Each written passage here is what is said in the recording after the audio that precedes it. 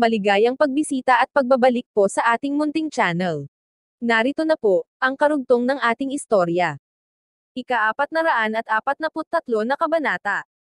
Hindi ako natatakot sa'yo. Sigaw ni Ash ng ubos lakas, puno ng galit. Tumayo siya kahit ramdam pa ang sakit sa katawan.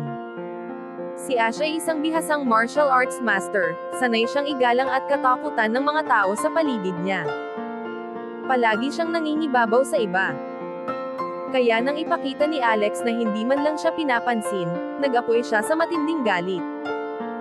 Kahit sina Celia, Ethan, at Gavin ay mas nagpakita ng paggalang sa kanya. Pero si Alex, tila walang pakialam. Hindi na niya nakontrol ang kanyang emosyon. Ang mga bala sa kanyang katawan ay hindi nakasira ng kanyang mga buto, at marunong din siyang magpigil ng sakit.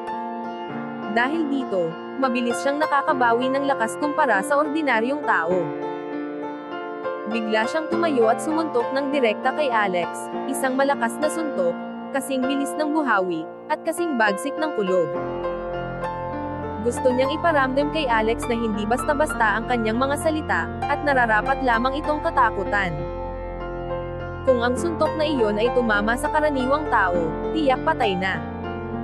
Pero para kay Alex, isa lang itong biro. Ni hindi man lang siya umiwas, itinaas lang niya ang kanyang kamay. Nang magbanggaan ang kanilang mga kamao, nabali ang buto sa bisig ni Ash. Kasabay noon, sinipa siya ni Alex. Ang lakas ng sipa ay parang tumama siya sa isang napakatigas na bato. Napahandusay si Ash sa sahig. Ang lakas ng loob mong lumaban sa akin, Ash, sabi ni Alex ng mahinahon. Natigilan si Ash, halong takot at galit ang naramdaman. Tinitigan niya ang kanyang nabaling braso, at hindi makapaniwalang nangyari iyon sa kanya. Hindi siya makapaniwala na ganito kalakas si Alex. Galit na galit siya dahil naglakas loob si Alex na saktan siya. Siya ang pinuno ng kilalang Thornton family sa Baltimore. Hindi lang siya makapangyarihang tao sa syudad, isa rin siyang respetadong martial arts master. Kilala ang kanyang prestihiyo, at katandaan sa hanay ng mga makapangyarihang pamilya sa Baltimore. Sa loob ng dekada, hindi siya natalo o nainsulto kahit saan man siya magpunta, kinikilala siya at binibigyan ng paggalang. Ngunit ngayon, nag-iba na ang lahat. Natalo siya ng isang tao. At ang mas nakasasakit pa, ang taong iyon ay isang bata na nagsisimulang magningning ang pangalan at reputasyon. Para kay Ash, parang nangyari ang sitwasyon na iyon, gaya ng isang bagong recruit na pumasok sa ahensya, at harapang sinamantala at sinaktan ang leader na matagal nang iginagalang. Pinapalakas niya ang sarili sa pag-iisip na natalo lamang siya dahil siya ay sugatan. Kung buo ang kanyang lakas, hindi iyon mangyayari. Ngunit habang inuulit-ulit niya iyon sa isip, lalo lang siyang napupuno ng galit. May sakit ka ba? Tanong ni Alex na may bahid ng pang-iinsulto. Tingnan mo ang sarili mo, ano yan nangyari sa'yo? Kung tinatawag mo pa rin ang sarili mong nangungunang martial arts master sa Amerika, tuturuan kitang magpakumbaba. Iyan ang sinabi niya habang papalapit kay Ash. Naningkit ang kanyang mga mata sa galit, habang siya'y nagngingit-ngit. Dapat mong malaman na maraming koneksyon ang Thornton family, pati na mga martial arts masters sa buong mundo. Kung inatake mo ako, dapat kang matakot sa paghihiganti ng pamilya namin. Nagulat din sina Celia at Ethan sa mga sinabi ni Alex kay Ash. Tulad ng sinabi ng matanda kay Alex, kinikilala at kinatatakutan nga ng buong Baltimore ang kapangyarihan ng Thornton family.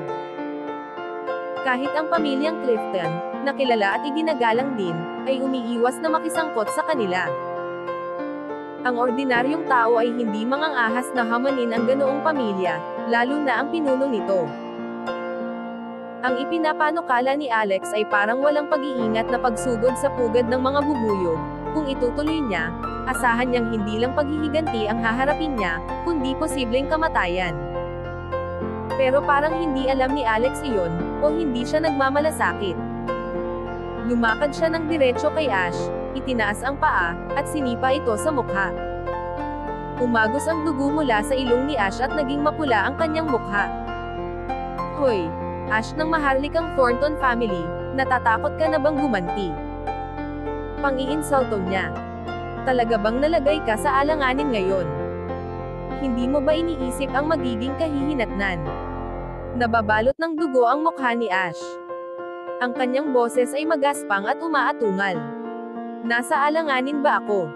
Sagot ni Alex na may ngiting malamig. Itinuro niya sina Gavin at Ash, at sinabi, kayong dalawang hangal, hindi pa ba kayo natututo? Hindi ako natatakot sa inyo o sa ahensya ninyo o sa Thornton family. Wala kayong halaga sa akin. Masaya kayong inaapi ako at tinatangkang ipahiya, kahit may panganib sa iba at tinutulungan ko sila. Akala ba ninyo ay palalampasin ko lang ito nang hindi kayo pinaparusahan? Habang nagsasalita siya, muling itinaas ni Alex ang paa.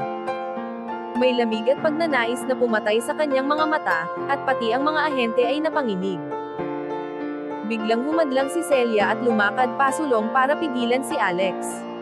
Mr. Ambrose, tumigil ka na. Pakiusap, hayaan mo na lang na ako ang bahala rito, wika niya. Naramdaman ni Ethan at Celia ang tensyon sa paligid. Natakot si Celia na baka pumatay si Alex ng isang tao. Kung papatayin ni Alex sina Gavin at Ash sa pagsabog ng galit, malalaking problema ang kahihinatnan para kay Celia at Ethan. Kailangan nilang ipaliwanag kung bakit hindi nila siya pinigilan. Hindi mabasa ang ekspresyon ni Alex, kaya lalo nag-alala si Celia.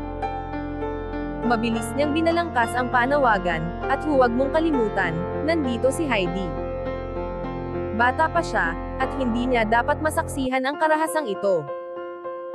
Alam ni Celia kung gaano inaalala ni Alex ang kapakanan ng kanyang mga estudyante.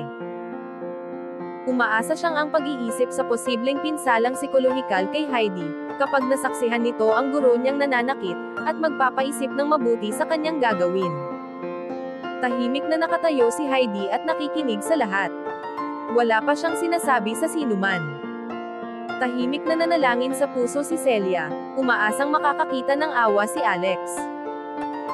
Nagtagumpay iyon, dahan-dahang humupa ang galit ni Alex at naglaho ang kanyang hangaring pumatay.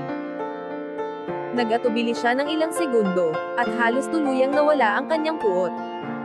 Ngunit hindi pa ganap. Bago siya umalis, muling sinipa ni Alex ang binti ni Ash. Nabali ang hita ni Ash sa dalawa. Napakasakit ng kirot at napuno si Ash ng galit at pagnanais na patayin si Alex. Huminga ng maluwag si Celia, bahagyang napawi ang takot. Hindi gaanong nasipresa si Ethan, kilala niya si Alex bilang mabuting tao. Napakabastos at maraming pasaring sina Ash at Gavin kay Alex. Alam niyang kung humingi lang sila ng tawad, mapapawi ni Alex ang galit at tatanggapin ang kanilang paghingi ng tawad. Kasalanan ni Ash mismo na nasaktan siya. Nagsisimula nang humupa ang tensyon sa puso ni Celia, nang mapansin niyang nilalapitan ni Alex si Gavin, at muling bumilis ang pintig ng kanyang puso. Bakit ipinapakita niyo ang kakulangan ng paggalang sa akin sa harap ng lahat? Wala kayong halaga sa akin, parang langgam lang kayo. Pero kailangan ninyong managot sa ginawa ninyo, sabi ni Alex nang may kalmadong tinig. Ang susunod na narinig ng lahat ay sigaw ni Gavin ng matinding sakit nang saktan siya ni Alex. Hanggang dito na lamang po muna, at maraming salamat po sa pakikinig. Maaari po bang humingi ng suporta, para sa ating munting channel? Hanggang sa susunod po muli. Stay safe and God bless.